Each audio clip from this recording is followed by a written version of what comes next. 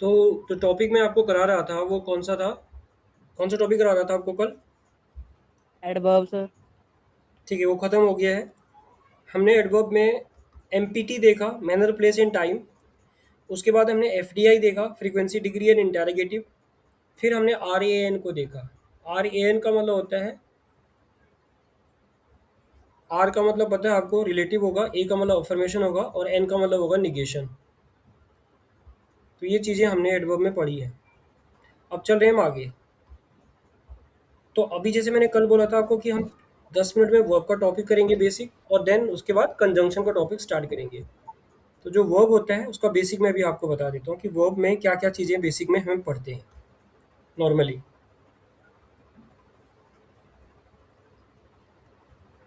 देखो, टॉपिक है वर्ब।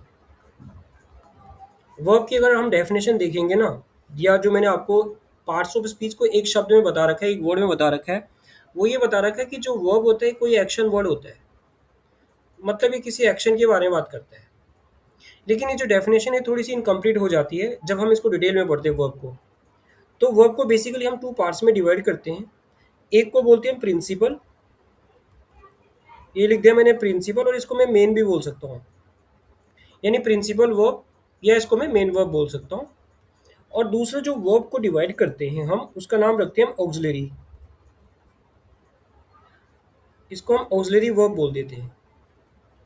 अब जो प्रिंसिपल वर्ब है ना, इसको भी दो पार्ट में डिवाइड किया जाता है। एक को कहा जाता है ट्रांजिटिव वर्ब, एक ट्रांजिटिव वर्ब होगा, और दूसरा जो वर्ब होगा उसका नाम होगा इंट्रांजिटिव। ये दो प्रकार के वर्ब होंगे। जो ट्रांजिटिव वर्ब होगा, इस वर्ब का अपना एक सब्जेक्ट होगा। सब्जेक्ट छोड़ो, इस वर्ब का अपना एक वर्ब, जो वर्ब होगी ना, इस वर्ब के बाद कोई ऑब्जेक्ट लगा होगा, यानी मैंने वर्ब प्लस ऑब्जेक्ट कर दिया है। इसको मैंने बना दिया वर्ब प्लस ऑब्जेक्ट। और इंट्रांजिटिव का जो वर्ब होते हैं ना, उसका अपना कोई ऑब्जेक्ट नहीं होता है, इसका ऑब्जेक्ट होता है। अब ट्रांजिटिव वर्ब का अगर मैं एग्जांपल बोलूं, तो मैं एक सेंटेंस बोलूंगा कि आई प्ले, और यहाँ पर मैंने बोल दिया क्रिकेट। तो जो प्ले है ना, ये वर्ब है, इसका ऑब्जेक्ट क्या है यहाँ पे, क्रिकेट। बट अगर मैं सेंटेंस ऐसे बोल देता हूँ कि आई प्ले, तो आपको पता लग रहा है कि जो प्ले है ना, इसके बाद इसका कोई ऑब्जेक्ट नहीं है। तो इसका मतलब जो ये प्ले है, इसको हम क्या बोलेंगे, इंट्रांजिटिव वर्ब बोल देंगे। यहाँ तक की बात क्लियर होगी सबको? ट्रांजिटिव क्या होता है, इंट्रांजिटिव क्या होता है? Yes sir. अब यस आगे सर। चलते हैं। जो ऑक्सिलरी वर्ब होता है, इसको भी हम दो पार्ट में डिवाइड कर रहे हैं। जो ऑक्सिलरी वर्ब होता है, इसका एक पार्ट का नाम रखेंगे हम हेल्पिंग वर्ब्स, जो हम टेंस में यूज करते हैं, आपने सुने भी होंगे हेल्पिंग वर्ब। और दूसरे का नाम रखेंगे हम मॉडल वर्ब। यानी एक हेल्पिंग वर्ब होता है, दूसरा होता है इसमें मॉडल वर्ब। जैसे आपने कैन, कुड, मे, माइट वगैरह सुना होगा। तो अब इससे, इसके हिसाब से हमें पता लग गया कि जो वर्ब होता है, अब मैं वर्ब को अगर एक्शन वर्ड बोल रहा था, तो एक्शन वर्ड एक्चुअल में कौन से वर्ब होते हैं, वो ये वाले होते हैं। ये वाले एक्शन वर्ड की कैटेगरी में नहीं आते। ये किसी एक्शन के बारे में बात नहीं करते। ये एक्शन के बारे में बात करते हैं जिनकी हम फॉर्म बनाते हैं, first form, second form, third form, ING form. तो जो वर्ब की अलग अलग फॉर्म बनती है ना, जिसको आप V1 बोल रहे हो, V2 बोल रहे हो, V3 बोल रहे हो, या वर्ब प्लस आईएनजी फॉर्म बोल रहे हो, तो ये एक्चुअल में आप मेन वर्ब का यूज कर रहे हो। ऑक्सिलरी वर्ब का यहाँ मेन ऑक्सिलरी वर्ब को हम इसमें यूज नहीं कर रहे हैं। इसका यूज नहीं कर रहे हैं हम ऑक्सिलरी वर्ब का। अब यही था जो वर्ब का बेसिक है। इसके बारे में हम डिटेल में ज़रूर बात करेंगे। इसमें होते हैं काफ़ी कॉन्सेप्ट जो काम के होते हैं, वो अलग से बात करेंगे, पर बेसिक में इतना ही रहेगा इसमें। अब यहाँ तक एक बार देखो, किसी को कोई क्वेश्चन हो, कोई डाउट हो तो क्वेश्चन पूछो,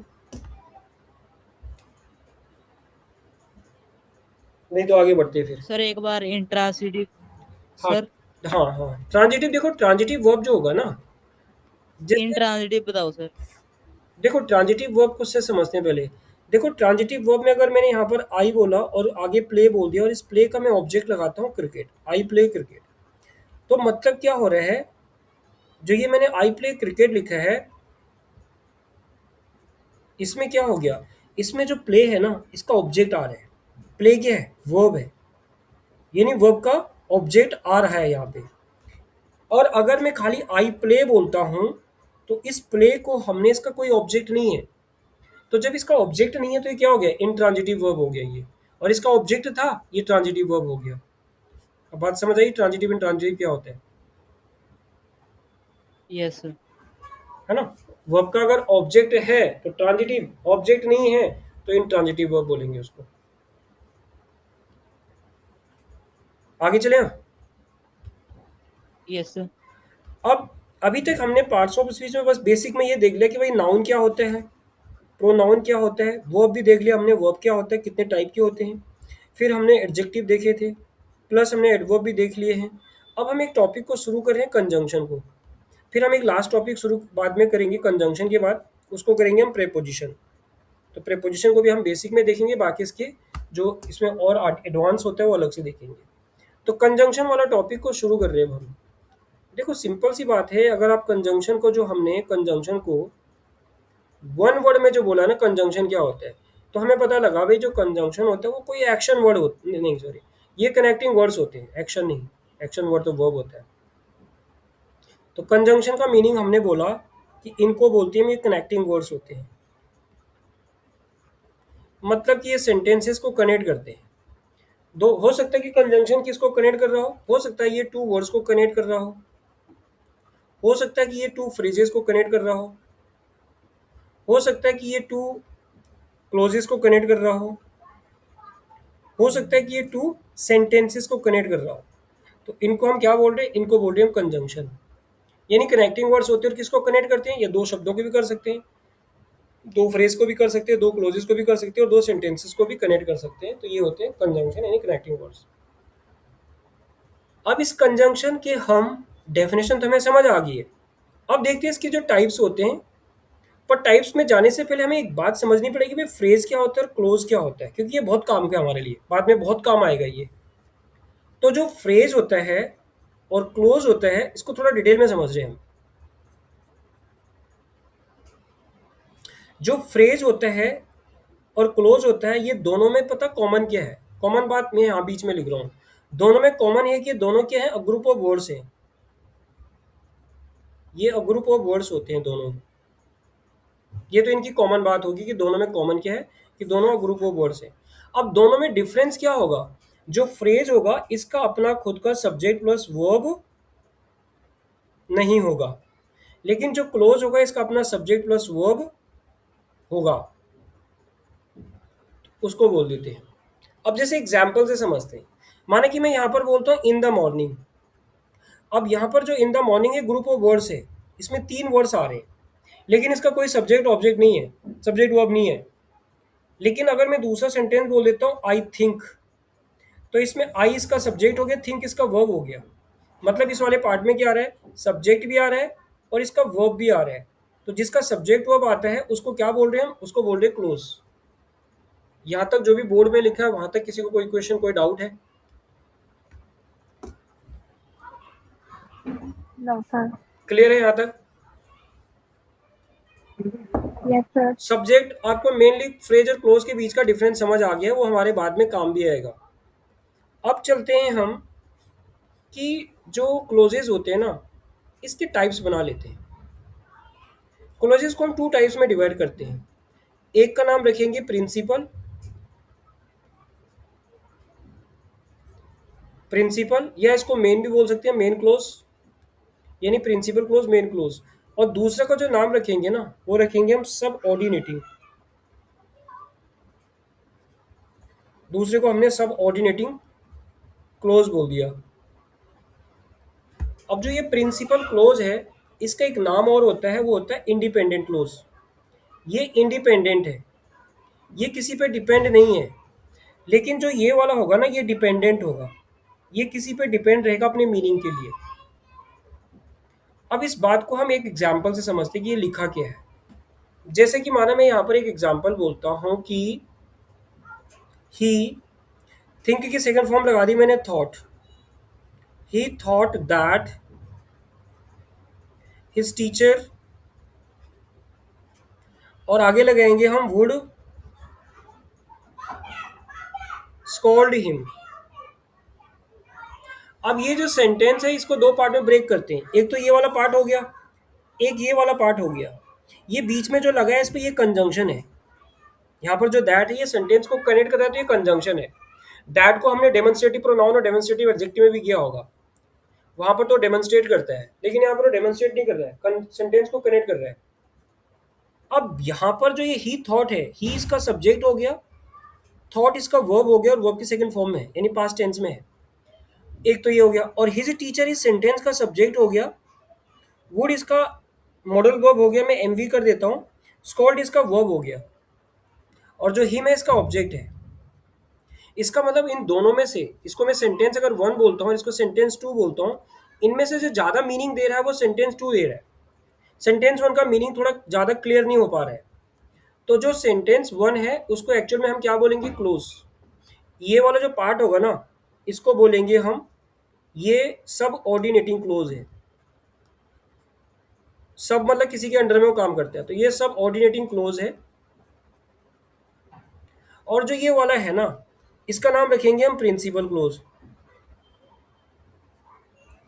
इसको प्रिंसिपल क्लोज बोलेंगे। अब इन दोनों को जो ये जोड़ रहा है ना कंजंक्शन, ये कंजंक्शन है, पर ये कंजंक्शन का कौन सा टाइप होगा, तो इसका नाम रखेंगे हम सब ऑर्डिनेटिंग कंजंक्शन, क्योंकि यहां पर ये फिलहाल क्या कर रहा है, इसको सब ऑर्डिनेटिंग बोलेंगे हम, सब ऑर्डिनेटिव कंजंक्शन। और ऐसा क्यों बोल रहे हैं, क्योंकि ये यहाँ पर एक सब ऑर्डिनेटिव क्लोज को एक प्रिंसिपल क्लोज से जोड़ रहा है। उल्टा भी हो सकता है, एक प्रिंसिपल क्लोज एक सब ऑर्डिनेटिव को भी जोड़ सकता है। अब बात समझ आई कि क्लोज क्या होता है। क्लोज तक किसी को कोई Yes, question? sir. No, sir. अब क्लोज को समझने के बाद आगे चलते हैं हम, और कंजंक्शन के टाइप देखते हैं, पर उससे पहले हमने यहाँ तक पढ़ा कि एक बार रिवाइज करते हैं। हमने टॉपिक पढ़ा कंजंक्शन। कंजंक्शन टॉपिक में हमें ये पता लगा भाई, ये जो कंजंक्शन होते हैं ना, ये कनेक्टिंग वर्ड्स होते हैं। फिर ये कनेक्ट किसको करते हैं, तो ये कनेक्ट को दो वर्ड्स को करेंगे, या ये दो फ्रेजेस को भी कनेक्ट कर सकते हैं, या दो क्लोजेस को कनेक्ट करते हैं, या दो सेंटेंसेस को कनेक्ट करते हैं। फिर इसमें हमने ये बोला कि जो फ्रेज होता है वो क्या होता है और क्लोज क्या होता है। तो पता लगा कि जो फ्रेज होता है और क्लोज होते हैं, इनमें कॉमन बात यह है कि दोनों ग्रुप ऑफ वर्ड्स हैं, दोनों में ये कॉमन बात थी। दोनों में डिफरेंस क्या हो गया कि जो फ्रेज होगा उसका अपना सब्जेक्ट वर्ब नहीं होगा, जैसे कि एग्जाम्पल है इन द मॉर्निंग।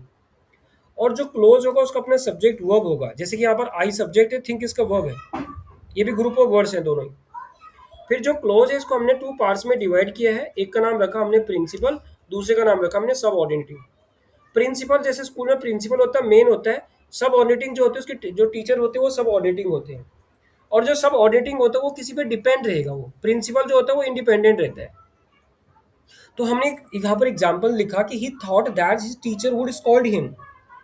इस सेंटेंस में ये पता लगा कि जो ही थॉट है इसमें सब्जेक्ट वर्ब तो है, पर ये मीनिंग कंप्लीट नहीं दे रहा है as compare to the second sentence.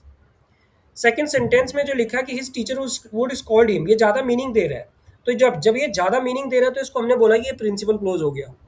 और जिसका मीनिंग ज़्यादा नहीं आ रहा है तो उसको हमने क्या बोला, सब ऑर्डिनेटिंग क्लोज बोल दिया। और इन दोनों को जो जोड़ रहा है यहाँ पर एक कंजंक्शन, उसका नाम रखा हमने सब ऑर्डिनेटिंग कंजंक्शन। तो यहाँ तक की बात तो सबको क्लियर हो जानी चाहिए। अब क्लियर है यहाँ तक? Yes, sir. अब चलते हैं हम आगे। Sir. तो जब हम आगे चलेंगे तो हम ये देखेंगे कि जो कंजंक्शन होते हैं उसके टाइप्स कितने होते हैं। तो हमने कंजंक्शन के टाइप्स देखने हैं। तो ये है कंजंक्शन, और इसके देख रहे हैं हम टाइप्स। तो इसके टाइप्स में सबसे पहले वाले का नाम रख रहे हैं हम कोऑर्डिनेटिंग कंजंक्शन, कोऑर्डिनेटिव कंजंक्शन। ये तो हो गया इसका फर्स्ट टाइप। जो सेकंड टाइप का कंजंक्शन है इसका नाम रखा हमने सब ऑर्डिनेटिंग।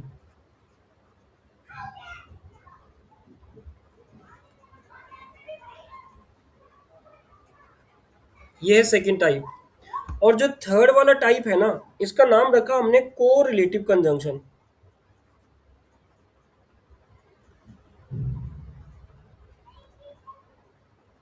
ये हो गया इसका थर्ड टाइप। और जो लास्ट वाला टाइप होगा ना, फोर्थ वाला, इसका नाम रखा हमने एडवर्बियल कंजंक्शन। मतलब जो एडवर्ब होते हैं ना, वो कई बार कंजंक्शन का काम कर जाते हैं, तो एडवर्बियल कंजंक्शन इसको हमने बोल दिया। तो हमने कंजंक्शन को बेसिकली चार पार्ट्स में डिवाइड कर दिया। अब जो ये कोऑर्डिनेटिव कंजंक्शन होते हैं ना, इसमें 7 कंजंक्शन आते हैं, जिनको हम शॉर्ट ट्रिक में, या इनका जो एक्रोनिम होता है वो होता है फेनबॉइस। अब ये फैनबॉयज क्या होता है, यहाँ पे फॉर एंड नॉर बट और येट एंड सो होते हैं। दूसरा जो कंजंक्शन होता है ना, इसमें हमने भी जो बात की थी क्लोजेज होते हैं, यानी यहाँ पर एक प्रिंसिपल क्लोज होता है, एक क्लोज यहाँ पर प्रिंसिपल होता है, एक इसमें सबऑर्डिनेटिव क्लोज होता है। और ये कोरिलेटिव कंजंक्शन हमेशा पेयर्स में आते हैं, अकेले नहीं आते हैं, पेयर्स में आते हैं। जैसे आइदर के साथ में और आ गया, नाइदर के साथ में नॉर आ गया, नॉट ओनली के साथ में बट ऑल्सो आ गया, वो होते हैं। और जो ये एडवर्बियल कंजंक्शन है, ये कोई एडवर्ब होते हैं ना, वो कंजंक्शन का काम करते हैं कई बार। जैसे मोर ओवर हो गया, हाउ एवर हो गया, नेवरदलेस हो गया, नॉनदलेस हो गया, ये दोनों का काम करते हैं। देयरफॉर हो गया, कंजंक्शन भी होते हैं ये और एडवर्ब भी होते हैं। तो ये तो हमने कंजंक्शन के 4 टाइप देख लिए कि कौन कौन से होते हैं। एक बार यहाँ तक देखो, नोट कर रहे हो तो नोट कर लो, और कोई क्वेश्चन है तो क्वेश्चन पूछो, फिर आगे बढ़ेंगे। सर ये कोरिलेटिव कंजक्शन दोबारा बताना। हाँ, देखो कोरिलेटिव कंजंक्शन पेयर्स में आएगा, अकेले नहीं आएगा वो। जैसे हमने आइदर के साथ में और लगा दिया, नाइदर के साथ में नॉट लगा दिया, नॉट ओनली के साथ हमने बट ऑल्सो लगा दिया, हार्डली स्कार्सली रेयरली बेली के साथ में हमने व्हेन लगा दिया, इस टाइप की कंजंक्शन होंगे ये। ठीक है, अकेले नहीं आती है, पेयर्स में आते हैं, ओके, हमेशा पेयर्स में ही आएगा है ना सर ये? हमेशा पेयर में आएगा। Okay sir. आगे चले हम, यस। 1 मिनट से नोट कर रहा हूँ अभी। नोट कर लो।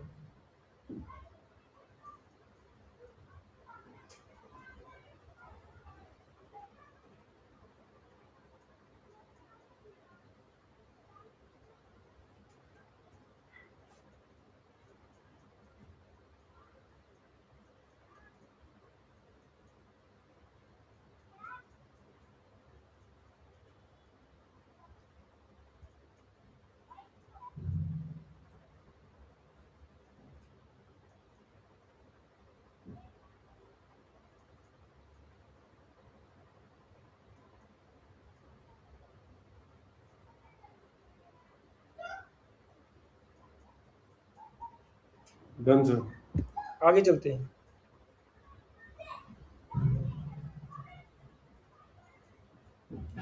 तो अब इनको डिटेल में वन बाय वन पढ़ लेते हैं। सबसे पहले ये पढ़ लेते हैं जो फर्स्ट टाइप। वैसे मैं एक चीज़ बता दूं, जो कॉम्पिटिटिव एग्जाम्स में जहाँ से क्वेश्चन ज़्यादा आते हैं, वो आते हैं फर्स्ट टाइप के कंजंक्शन से, जनरली क्वेश्चन नहीं आते हैं। सेकंड टाइप से भी थोड़ा कम ही आते हैं, एक दो कॉन्सेप्ट पे। ज़्यादातर कोरिलेटिव कंजंक्शन पे क्वेश्चन होते हैं ज़्यादातर। ठीक है, तो हम जो फर्स्ट वाला टाइप का कंजंक्शन है उसको डिटेल में डिस्कस कर रहे हैं वन बाय वन। उसका नाम रखा हमने कोऑर्डिनेटिंग कंजंक्शन। अब कोऑर्डिनेटिव जो कंजंक्शन है, क्योंकि इसमें फैनबॉयज आते हैं, तो वो फैनबॉयज को हम डिटेल में देख रहे हैं कि ये फैनबॉयज होते क्या है। हमने यहाँ पे लिखा F A N B O Y S लिख दिया। अब जो एफ है, एफ बोले तो फॉर, ए बोले तो एंड, एन बोले तो नॉर, बी बोले तो बट, ओ बोले तो और, वाई बोले तो येट, ये वर्ड येट है। ठीक है, और ये इसका एस के साथ जोड़ देंगे हम सो को। तो ये 7 कंजंक्शन होते हैं, ये सो है यहाँ पर। अब जो ये फॉर होता है ना, एक्चुअल में ये क्या बताता है, किसी चीज़ का रीजन बताता है, कारण, ये रीजन बताता है। मतलब ये बिकॉज की जगह पे यूज़ किया जाता है, बिकॉज की तरह ये इसको यूज़ करते हैं। जो एंड होता है ना, ये सेम एलिमेंट को कनेक्ट करते हैं, सेम एलिमेंट। अभी मैं सेम एलिमेंट क्या बोलना चाहता हूँ इसको समझते हैं। सेम एलिमेंट का मतलब होता है same parts of speech. Same element, या इसको बोल लो आप same parts of speech, POS, या सेम आइडिया। नॉर जो होता है ये, और पहले और को समझते हैं। देखो और क्या होता है, 1 आउट ऑफ 2 की बात करता है। नॉर क्या करता है, 0 आउट ऑफ 2 की बात करता है। मतलब ये और नॉर हमें कोई चॉइस बताते हैं। आपके पास कोई चॉइस है, कोई ऑप्शन है, कोई ऑल्टरनेटिव है, उसकी बात करते हैं। ये भी वही बात करता है बिल्कुल। ये कोई चॉइस को बताता है, ये कोई ऑप्शन को बताता है, या कोई ऑल्टरनेटिव को बताता है। बट जो होगा, ये प्लस को माइनस से और माइनस को प्लस से कनेक्ट करता है। मतलब इससे हमें ये समझ आ गई, जो बट होता है ना, ये किसी अपोजिट एलिमेंट को कनेक्ट करता है। तो मैंने यहाँ पर अपोजिट लिख दिया। कोई अपोजिट एलिमेंट है या कोई अपोजिट आइडिया है या कोई अपोजिट पार्ट्स ऑफ स्पीच है, उसको ये कनेक्ट करेगा, मतलब हमेशा। जो ये यट होता है ये भी प्लस को माइनस से और माइनस को प्लस से कनेक्ट करता है, मतलब ये बिल्कुल बट की तरह है। लेकिन इसमें अंतर क्या होगा कि किसी सेंटेंस में अगर आपको ऑल दो या दो लगा हुआ दिखाई दे रहा है, दो या ऑल दो लगा हुआ दिखाई दे रहा है, तो उसके साथ में आप क्या करोगे, येट का यूज करोगे, या सिंपली आप एक कॉमा भी यूज कर सकते हो, पर उसके साथ आप गलती से भी बट का यूज नहीं करोगे। यही इनमें खास सबसे मेन डिफरेंस तो यही होता है, क्योंकि दोनों अपोजिट को एलिमेंट को कनेक्ट कर रहे हैं। तो डिफरेंस क्या होगा, ये जो लिखा है बोर्ड पे। और सो किसी चीज का रिजल्ट को बताते हैं, कोई चीज का रिजल्ट, उसका क्या रिजल्ट रहा। सो को आप मैथ्स में देयरफॉर ऐसे साइन एक पढ़ते हो, तो देयरफॉर का मतलब सो ही होता है, और देयरफॉर एक एडवर्बियल कंजंक्शन हो जाएगा, और सो यहाँ पर एक कोऑर्डिनेटिव कंजंक्शन हो जाएगा। अब जो ये बात लिखी है बोर्ड पे, ये बात आपको समझ, इसमें मैं एग्जांपल भी लिख रहा हूँ एक एक करके, पर इतनी बात आपको समझ आई है, एग्जांपल यस और सर। ज्यादा समझ आ जाएगी। सर येट में बट जैसा है, लेकिन अगर ऑल दो या दो आ गए तो फिर सिर्फ येट यूज होगा। हाँ, तब येट यूज होगा, बट यूज नहीं होगा। और नॉर दोनों में कुछ भी नहीं होगा। है, नॉर नेगेटिव होगा। नॉर में नेगेटिव होगा। मतलब देखो, हमने नॉर को पता कैसे समझते हैं, हमने ने एक वर्ड किया था, एक तो सर ये येट वाला समझ नहीं आया। यट समझ आ जाएगा, यट। देखो, हमने जो वर्ड किया था ना, कौन सा वाला, नॉर, हमने एक नाइदर वर्ड किया था, बस उसी की तरह ही है। और के लिए हमने एक वर्ड किया था आइदर, वही है ये, आइदर और नाइदर। फिर अंतर क्या होगा, आइदर और नाइदर तो बता रहा है डिस्ट्रीब्यूटिव प्रोनाउन या डिस्ट्रीब्यूटिव एडजेक्टिव, और नॉर और बता रहा है कंजंक्शन। तो आइदर और नाइदर तो बात किसके साथ हो जाएगी, इनकी बात, ये तो किसके बारे में बात करेंगे, नाउन के बारे में बात करेंगे।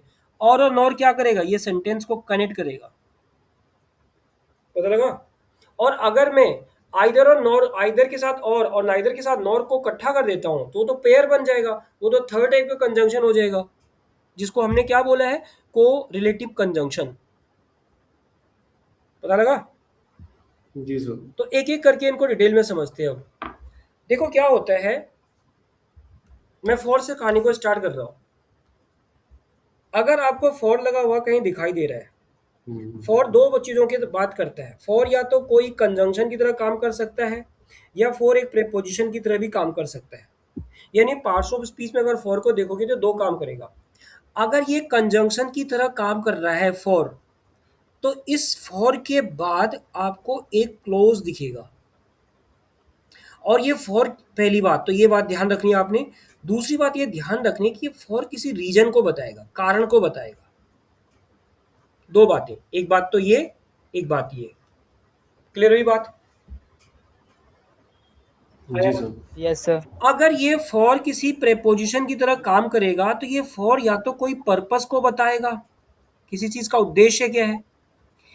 और जब ये पर्पस को बताएगा, तो इस फॉर के बाद देखो, इसको दूसरी लैंग्वेज में लिखते हैं, इसको दूसरी लैंग्वेज में लिखते हैं।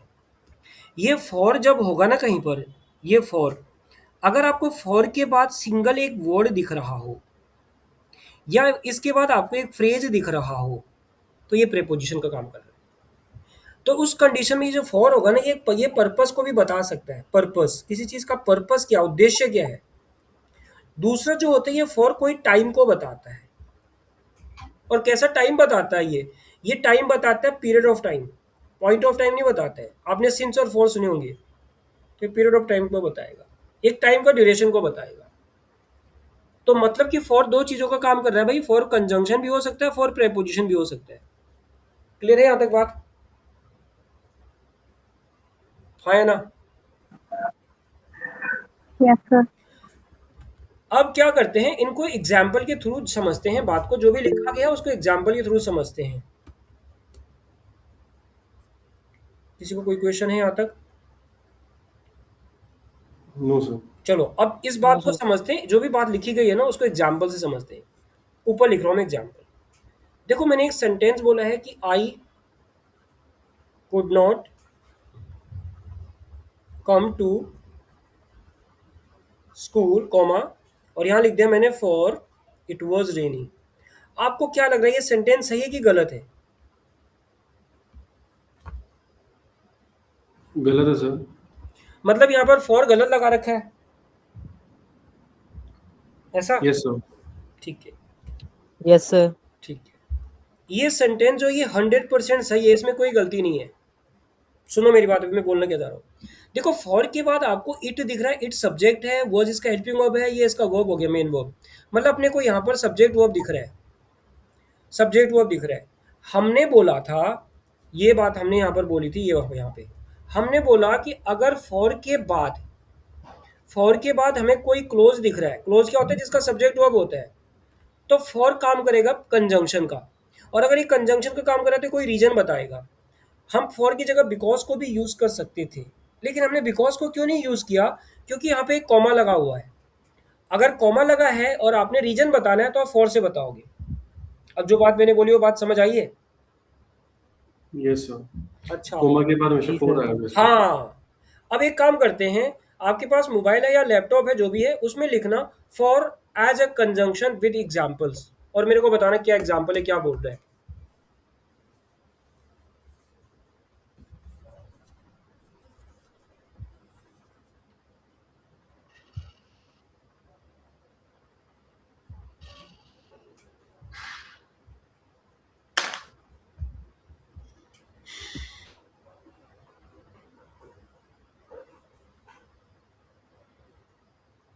क्या बोल रहे हैं? एक सेकंड से मैं देखता हूँ, मैंने नोट कर रहा था। For as a conjunction with examples.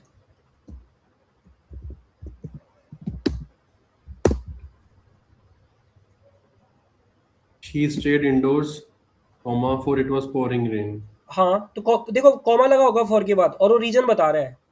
Yes sir. दूसरा एग्जाम्पल पढ़ना। आई hurried to the grocery store, comma for the fridge was completely empty। ये भी कॉमा बता, कॉमा लगा के फॉर आ रहा है, रीजन बता रहा है। सबके साथ कॉमा लगा हुआ है सर। सबके साथ कॉमा लगा है ना? सर एस नहीं आ सकता इस पे? नहीं, कॉमा लगा है ना। अगर कोमा नहीं होता तो? Yes sir. कॉमा नहीं होता तो आप बिकॉज लगा लो, सिंस लगा लो, एज लगा लो, कई लग सकते हैं फिर तो। ठीक है। ये क्रैमिंग ही है सर कि कोमा के बाद फोर ही आएगा। हाँ, और जब उसके आप लिख रहे होंगे ऊपर कुछ लिखा है कि वहां पर कि फॉर एक कोऑर्डिनेटिव कंजंक्शन होता है, बिकॉज की तरह यूज होता है, ऐसा कुछ लिखा है? Always place a comma before for when it is using as a conjunction. हाँ When used as a coordinating conjunction, हाँ हाँ, for means because or since. बस। It connects two independent clauses हाँ, इंडिपेंडेंट है ये दोनों, इनका दोनों का सब्जेक्ट वो आ रहा है। and gives a reason for the action in the first clause. अब पता लगा आपको बात क्या हुई है? So, समझ आ reason गया? देने को for लगाओ उस पे comma के बाद। फॉर पता लग गया ना? जी सर। तो फॉर एक कंजंक्शन का काम कर रहा है। कंजंक्शन वाली बात समझ आ गई। दूसरे एग्जांपल लिखो, प्रेपोजिशन वाली। दूसरे एग्जांपल लिखूं? ये सर। अब मैं लिख यस रहा सर। हूँ, अब मैं एग्जांपल लिख रहा हूँ किसका? प्रेपोजिशन का। ये तो मैंने कंजंक्शन लिखा था। देखो मैंने एक सेंटेंस बोला है कि आई हैव बीन, आगे मैंने बोल दिया कि लिविंग, ये लिविंग लिखा मैंने, आई हैव बीन, एक उसको फिर से लिखते हैं।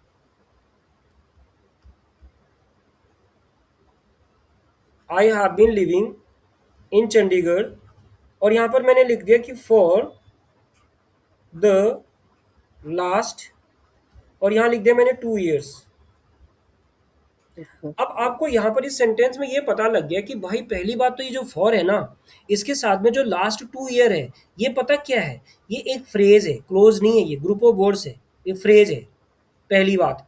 दूसरी बात, ये जो फॉर यहाँ पर बता रहा है, ये टाइम को बता रहा है कि तुम कब से रह रहे हो चंडीगढ़ में। पहली बात तो ये टाइम बता रहा है कि कितने टाइम से रह रहे हो। दूसरी बात, ये किसी फ्रेज के साथ में बता रहा है। तो मतलब फॉर यहाँ पर क्या काम कर रहा है? 100% एक प्रेपोजिशन की तरह काम कर रहा है। हाँ या ना? हाँ ना? Yes sir. अच्छा, अब फॉर को मैंने टाइम के साथ तो बता दिया, मैं पर्पस के साथ बताता हूँ। मैंने एक सेंटेंस बोला है कि I bought a new car. मैंने एक नई कार खरीदी। क्यों खरीदी भाई? किस पर्पस के लिए खरीदी? तो आगे पता क्या लिखा है? For my brother. अब इस सेंटेंस में क्या हुआ कि आपको फॉर के बाद पता क्या दिख रहा है? My brother. माई ब्रदर पता क्या है, ये माई ब्रदर है। एक पहली बात तो माई ब्रदर, पहले तो ये फॉर क्या बता रहा है, पर्पस बता रहा है भाई, किस पर्पस के लिए गाड़ी खरीदी है, अपने भाई के लिए। दूसरी बात, इस फॉर के बाद हमें दो वर्ड दिख रहे हैं, दो वर्ड का मतलब होता है एक फ्रेज दिख रहा है। अब बात समझ आ रही कि क्या, कैसे, क्यों, कब, कहाँ, हाँ या ना? ये बात जो बताई मैंने सबको क्लियर होगी है? Yes sir. अच्छा, अब अब क्या होता है कि इसके कई तरीके हैं वैसे आइडेंटिफाई करने के। अब क्या होता है कि इसको अगर आपने नोट कर लिया तो मैं आपको एक और बात बता देता हूँ यहाँ पर। आगे बढ़े, नोट कर लिया? जी सर। अब एक बात यहाँ पर यह है कि अगर माना कई वर्ड्स ऐसे होते हैं कि वो प्रेपोजिशन का भी काम करते हैं और कंजंक्शन का भी काम करते हैं, सेम वर्ड। जैसे बिफोर हो गया, दोनों का काम करता है, प्रेपोजिशन भी होता है बिफोर, कंजंक्शन भी होता है। आफ्टर हो गया, दोनों का काम करता है। टिल हो गया, दोनों का काम करता है। अभी हमने फॉर की बात की थी, दोनों का काम करता है। सिंस की बात करेंगे, दोनों का काम करता है। सिंस प्रेपोजिशन भी है, कंजंक्शन भी है। वैसे सिंस एक एडवर्ब भी होता है। तो हम इस तरह के चीजों में कैसे डिफरेंशिएट करेंगे कि ये प्रेपोजिशन है या कंजंक्शन है, पता लग रहा है? तो कैसे आपने आइडेंटिफाई करना है, अब वो बात जो मैं बोल रहा हूँ वो सुनने वाली है, जरा ध्यान से सुनना। अगर आपको यहाँ पर एक वर्ड दिखता है और इस वर्ड के बाद आपको फिर से एक वर्ड दिख रहा है या आपको एक फ्रेज दिख रहा है, तो आंख बंद करके बोल देना कि जो ये वर्ड है ये एक प्रेपोजिशन है। मैं उस कंडीशन की बात कर रहा हूं जिस कंडीशन में आपको डाउट इन दो में से आ रहा है कि ये प्रेपोजिशन है या कंजंक्शन है, तो आप इस वर्ड को बोलोगे प्रेपोजिशन। लेकिन क्या होता है कि अगर इस वर्ड के बाद, जो वर्ड यहां पर था, इस वर्ड के बाद कोई क्लोज आ रहा है, तो आंख बंद करके बोल देना कि ये जो वर्ड है ये अब एक कंजंक्शन की तरह काम करने लग गया। अब जो बात मैंने यहां पर ये वाली बोली है ये इंपॉर्टेंट नहीं, सुपर डुपर इंपॉर्टेंट है आपके लिए। क्लियर हुई है बात सबको? हाँ या ना? Yes sir. एग्जांपल से इसमें हाँ, देखेंगे। एग्जाम्पल तो देंगे ना, बिना एग्जाम्पल की तो बात ज्यादा क्लियर नहीं होगी, पर जितनी हुई उतनी होगी है। अब बात करते हैं एग्जाम्पल का, सुनने वाली बात है। और एक और बात बता देता हूँ इसी के साथ में जो लिखा है, अगर कोई प्रेपोजिशन आएगा और उस प्रेपोजिशन के बाद अगर आप किसी वर्ब का यूज करोगे तो वो आईएनजी फॉर्म में यूज करोगे। ये बात नोट रखना हमेशा, पहली बात। दूसरी बात, अगर इस प्रेपोजिशन के बाद में कोई वर्ब आईएनजी फॉर्म में आ रही है तो अब ये वर्ब नहीं, इसका नामकरण हो गया जेरन। इसको आप जेरन बोलोगे, अब इसको वर्ब नहीं बोलोगे। ये बात भी समझ आ गई है? हाँ या ना? Yes sir. अब इसी बात को कुछ एग्जाम्पल से प्रूव करके देखते हैं अपने सेंटेंस में। माना कि मैंने एक सेंटेंस बोला है कि बिफोर, और बिफोर के बाद लगा दिया मैंने गोइंग। बिफोर गोइंग टू, ये जी है यहाँ पर, अरे क्या हो गया इसको, अरे इसको हो क्या रहा है यार आज। Before going to school, school जाने से पहले आई डिड माई होमवर्क, मैंने अपना होमवर्क किया।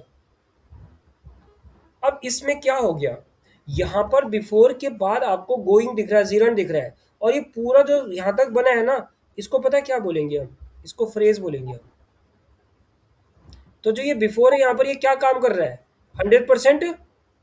क्या काम कर रहा है बिफोर यहाँ पर? 100% प्रेपोजिशन, प्रेपोजिशन। प्रेपोजिशन पे प्रेपोजिशन काम का कर सर। रही है।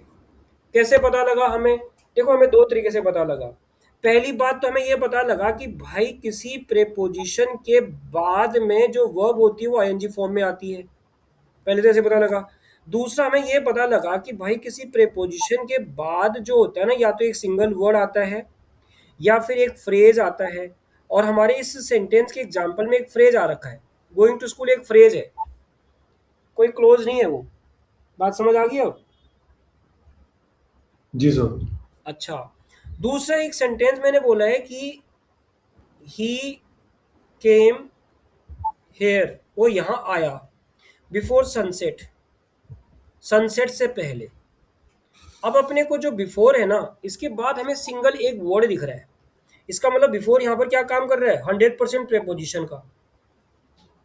या मैं ये भी बोल सकता हूँ he came here before, before 10 o'clock, मैंने यहाँ पर 10 o'clock लिख दिया, वो 10 बजे से पहले आ गया। तो यहाँ पर भी ये जो हो रहा है, ये टाइम फ्रेज आ रहा है। तो ये इसका मतलब ये प्रेपोजिशन क्या, ये बिफोर क्या काम कर रहा है यहाँ पर, प्रेपोजिशन का। बात समझ आ रही है? Second yes example. Sir. Second example ये कह रहा है कि वहां पर क्या हो रहा है कि बिफोर के बाद अपने को सिर्फ क्या दिख रहा है, बिफोर के बाद अपने को एक वर्ड दिख रहा है सिंगल, सनसेट, या एक फ्रेज दिख रहा है।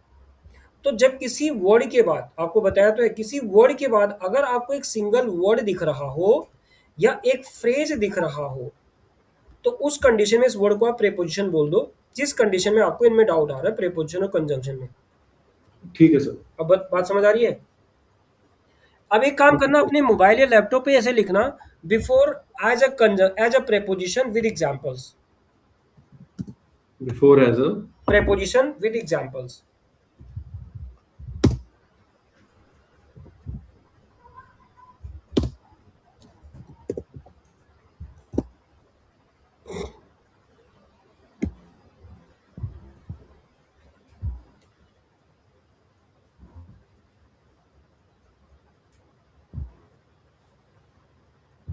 She always drinks a glass of water before bedtime.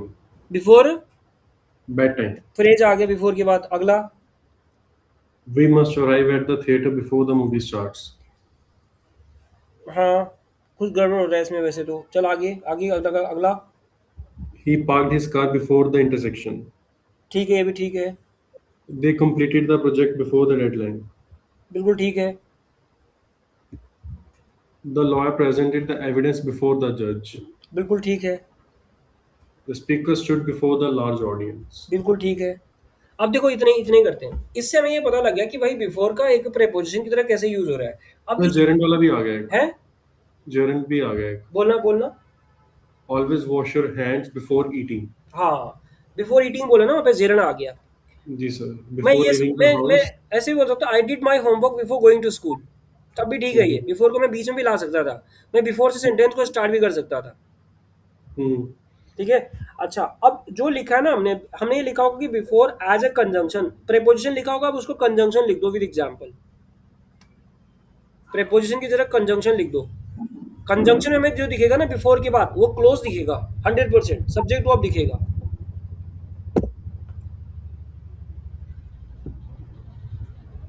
I always brush my teeth before I go to bed.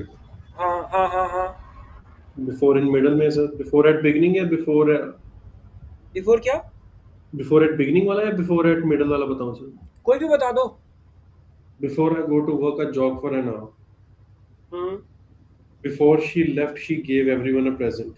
हाँ Before you make a decision, think about all your options. हाँ, अब जरा सुनने वाली बात है बस, ठीक है। मतलब अब आपको कॉन्सेप्ट समझ आ गया। मैं थोड़ा सा एक चीज़ और बता देता हूँ इसमें आपको, शायद वो मैंने पीपीटी बनाई होगी। प्रेपोजिशन कंजंक्शन, प्रेपोजिशन कंजंक्शन, हाँ मिल गया, मिल तो गया है, मिल तो गया है। डिफरेंस बिटवीन ये है, पर ये मैंने पीपीटी वाले फॉर्म में बना रखा है, इसका पीडीएफ बनाना है।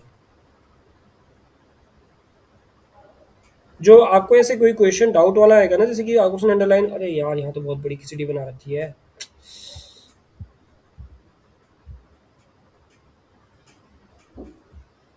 क्या कर रखा है ये मैंने यहाँ पे,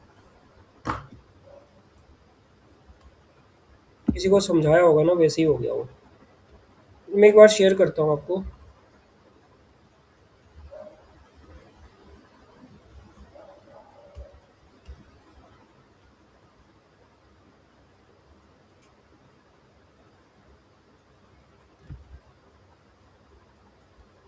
अब देखो यहाँ पर जो देख रहे हैं ना हम,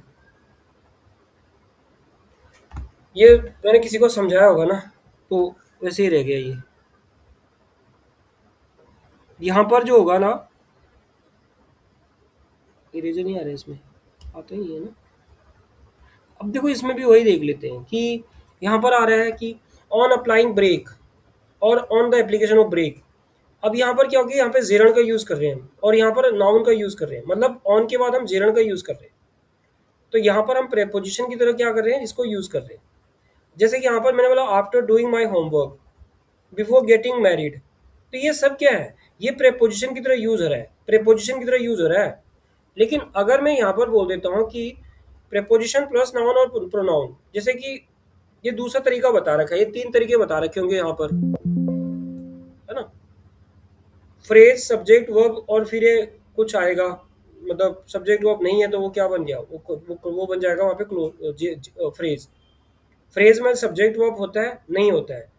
अच्छा, क्लोज में सब्जेक्ट वर्ब होता है, बिल्कुल होता है।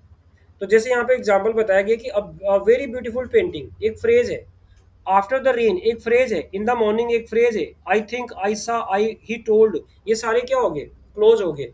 फिर जब हमने इसमें डिफरेंस देखा तो हमने देखा भाई प्रेपोजिशन के बाद में जीरण आता है आईएनजी फॉर्म में, उसकी एग्जांपल यहाँ पर है। फिर हमने यहाँ पर ये देखा कि भाई प्रेपोजिशन और नाउन या प्रोनाउन आता है, दूसरा तरीका। जैसे कि टू के बाद यहाँ पर स्कूल है तो यहाँ पर ये टू प्रेपोजिशन का काम कर रहा है, यहाँ पे टू क्या काम कर रहा है, प्रेपोजिशन का। यहाँ नाउन आ रहा है, यहाँ प्रोनाउन आ रहा है, यानी टू के बाद अगर नाउन और प्रोनाउन आता है तो टू प्रेपोजिशन का काम करेगा। लेकिन टू के बाद अगर वर्ब की फर्स्ट फॉर्म आती है तो टू इन्फिनेटिव का काम करने लग जाता है। अब यहाँ चलेंगे अगर हम, तो यहाँ पर ये सिंस लिखा है, सिंस एक प्रेपोजिशन की तरह काम कर रहा है यहाँ पे, क्योंकि सिंस के बाद अपने को टाइम दिख रहा है, सिंस के बाद अपने को यहाँ पर द इलेक्शन एक टाइम दिख रहा है, सिंस के बाद यहाँ पर हमें मॉर्निंग यानी टाइम दिख रहा है। सिंस को अगर हम कंजंक्शन की तरह यूज करेंगे तो रीजन बताएगा। Since it is a public holiday schools are closed, पता लगा।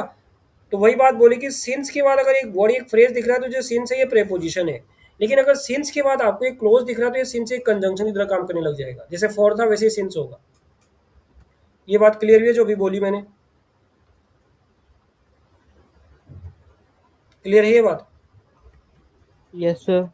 अब यहाँ पर देखते हैं इसमें फॉर को भी हमने ऐसे समझा, फॉर की कब फॉर प्रेपोजिशन की तरह काम कर रहा है, ये सब वो प्रेपोजिशन है, पर्पस बता रहा है, टाइम बता रहा है, टाइम बता रहा है, यहाँ पर्पस बता रहा है। She has been studying hard, क्यों, किस पर्पस के लिए स्टडी हार्ड कर रही है, for the final exam. For क्या काम कर रहा है यहाँ पर, प्रेपोजिशन। अब फॉर को conjunction I stayed at home for it was raining, या he felt confident for he had prepared well, मतलब रीजन बता रहा है। तो क्या हो जाएगा, वर्ड के बाद अगर क्लोज आते तो वो कंजंक्शन हो जाएगा। फिर हमने यहाँ समझा, आफ्टर को समझा, आफ्टर प्रेपोजिशन तो कंजंक्शन दोनों को काम करता है। आफ्टर के बाद यहाँ पे लंच आ रहा है, एक वर्ड आ रहा है, आफ्टर प्रेपोजिशन है। आफ्टर के बाद सम टाइम आ रहा है, एक वर्ड आ रहा है, आफ्टर यहाँ पर क्या काम कर रहा है, प्रेपोजिशन। आफ्टर के बाद यहाँ जेरन आ रहा है, इसका मतलब ये प्रेपोजिशन है। आफ्टर के बाद यहाँ पर क्या दिख रहा है, क्लोज दिख रहा है, फिर से एक दूसरा क्लोज आ गया। यहाँ पर हमें आफ्टर के बाद एक क्लोज दिख रहा है, तो आफ्टर के बाद अगर क्लोज आते तो आफ्टर क्या काम करेगा, कंजंक्शन का। ये बात समझ आ रही है। उसी तरह से हम बिफोर को देख रहे हैं, उसी तरह से हम यहाँ पर टिल को देख रहे हैं। अगर टिल टिल प्रेपोजिशन की तरह कब काम करेगा, अगर टिल के बाद एक वर्ड आ रहा है सिंगल, तो टिल यहाँ पे प्रेपोजिशन, यहाँ भी प्रेपोजिशन, यहाँ भी प्रेपोजिशन। लेकिन टिल के बाद अगर कोई क्लोज आ रहा है, क्लोज क्या होता है, जिसका सब्जेक्ट वर्ब होता है, तो टिल क्या काम करेगा, conjunction. Wait here till I call you, या we will sit here till Donna has finished. तो टिल के बाद क्या आ रहा है, क्लोज, तो टिल क्या है, कंजंक्शन। अब पता लगा आपको। तो इस टाइप की जो चीजें होती हैं, इससे हम डिफरेंस कर लेते हैं कि प्रेपोजिशन वो वहाँ पर प्रेपोजिशन है या कंजंक्शन है, और हमें वहाँ लगाना क्या है, कैसे क्या लगाना है, वो चीजें भी हमें पता लगती है। ठीक है सर। तो यहाँ तक अभी हमने जो समझा है वो ये समझा कि जो प्रेपोजिशन होता है वो क्या होता है, और जो कंजंक्शन होता है वो क्या होता है, दोनों में डिफरेंस क्या है। क्योंकि बहुत सारे वर्ड, सेम वर्ड, एक वर्ड कभी वो प्रेपोजिशन की तरह काम कर रहा है, कभी कंजंक्शन की तरह काम कर रहा है। आपको तो सिंप्लीफाई करके बता दिया गया कि बस उस वर्ड के बाद लगा क्या है। जैसे फिल इन द ब्लैंक का क्वेश्चन आ गया, जैसे मैंने अभी माना कि जो क्वेश्चन मैंने आपको फॉर वाला पूछा था ना, इस क्वेश्चन को पता है मैं कैसे पूछता हूँ जनरली, और मोस्टली लोग इसका आंसर गलत देते हैं। एक मिनट, इसको हटाना पड़ेगा ये पीपीटी को।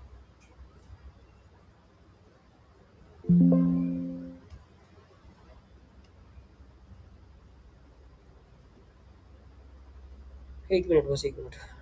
अब हट गया कि सारा खा हो गया, हटाना पड़ेगा पूरे को। नहीं, ये हट रहा है। तो अब हमने यहाँ पर, मैं बोर्ड शेयर करता हूँ पहले।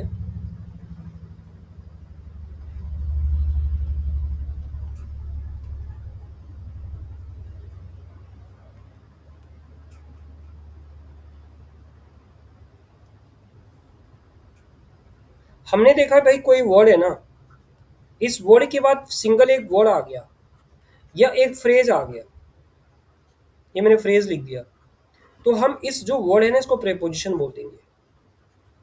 और अगर इस एक वर्ड आ रहा है और उस वर्ड के बाद एक क्लोज आ रहा है जिसका सब्जेक्ट वर्ब होता है, तो ये कंजंक्शन हो जाएगा। इतना ही हमने देखना है। तो अब आपको प्रेपोजिशन और कंजंक्शन में आइडेंटिफाई करने में या कोई दिक्कत नहीं होनी चाहिए।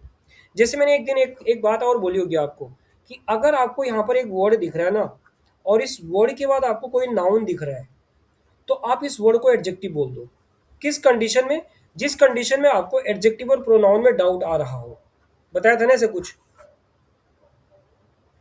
ऐसे बताया था ना जब हमने, देखो हम जब जी सर। एडजेक्टिव या प्रोनाउन के टाइप करते हैं तो 5 टाइप तो कॉमन होते हैं, वो एडजेक्टिव भी होते हैं प्रोनाउन भी होते हैं उस कंडीशन में। ठीक है, तो ये हमारा जो टॉपिक है कंजंक्शन वाला, इसका हमने अभी बेसिक समझा है, इसके टाइप समझे हैं, कंजंक्शन क्या होता है ये समझा, उसके टाइप समझे, फिर हमने फ्रेज और क्लोज का मीनिंग समझा, उसकी इंपॉर्टेंस को समझा कि क्यों इंपॉर्टेंट है हमारे लिए वो। फिर अब हम जो फैनबॉयज होगा ना उसको हम डिटेल में करेंगे आगे कल, कंटिन्यू फॉर से। अभी तक मैंने फॉर को आपको सिर्फ ये बताया कि भाई फॉर प्रेपोजिशन भी होता है, कंजंक्शन भी होता है। फॉर एक कंजंक्शन की तरह काम करता है, तो उससे पहले कॉमा लगा होता है। दूसरी बात एक कोऑर्डिनेटिव कंजंक्शन होता है। तीसरी बात वो बिकॉज की तरह यूज होता है। चौथी बात हम बिकॉज को क्यों नहीं यूज करते हैं, बिकॉज वहाँ कॉमा लगा हुआ है इसलिए नहीं करते, हमें फॉर ही यूज करना पड़ेगा। Yes sir. है ना? जैसे मैं इस क्वेश्चन को पता ना जब बच्चों से जिससे भी पूछता हूँ ना, मैं ये बोल देता हूँ कि I could not come to school और कॉमा लगा देता हूँ और यहाँ पर बोल देता हूँ it was raining, it was raining बोलता हूँ। और आगे मैं 4 ऑप्शन रखता हूँ कि भाई फॉर को यूज करो, या दूसरे ऑप्शन में लिखता हूँ कि भाई बिकॉज को यूज करो, या तीसरे ऑप्शन में लिखता हूँ मैं यहाँ पर भाई सिंस को यूज करो, चौथे ऑप्शन में लिखता हूँ मैं यहाँ पर आस को यूज करो। तो अब सबसे पहले बच्चे क्या करते हैं, इसको एलिमिनेट कर देते हैं कि ये तो आंसर नहीं हो सकता। मोस्टली बच्चे इसका सिंस और ये आंसर देते हैं। अगर उनको बोला जाए कि भैया आपने किसी एक ऑप्शन को एलिमिनेट करना है तो सबसे पहले किसको एलिमिनेट करोगे, वो बोलते फॉर को, जबकि फॉर इसका आंसर है। अब आपको समझ आ गई बात की फॉर क्यों था, है ना? Yes sir. तो यस सर। बाकी कंजंक्शन को हम आगे कल कंटिन्यू करेंगे इसको। चलो ठीक है, okay then, bye everyone. Okay sir. Okay. Thank you ये सर। ये थोड़ा कंफ्यूजिंग